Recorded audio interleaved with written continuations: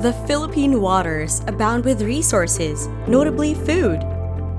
Through research and support in mariculture, the UP Marine Science Institute enhances marine resources in various parts of the country.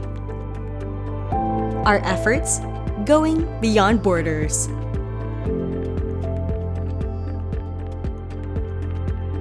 Malaking tulong po ang pagsasaliksik po ng UPMSI para po mabigyan po kami ng juveniles upang sa ganon meron po kaming aalagaan para mapaunlad po ang aming kabuhayan.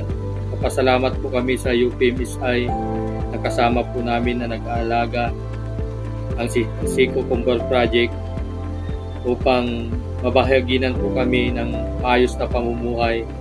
Kaya malaking tulong po yung UPMSI para sa ikakaunlad ng aming kabuhayan at komunidad.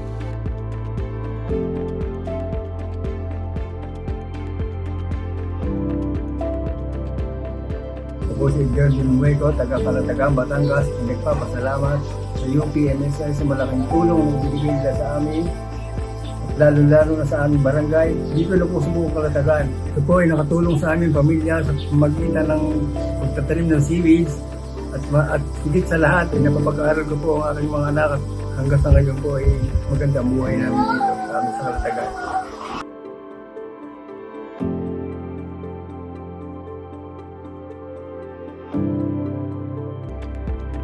Salamat sa UPMSI sa siling gihatag na nakatabang sa among panginabuhian ug sa training sa bag-ong method na nakatabang sa kinayahan. Salamat kayo UPMSI.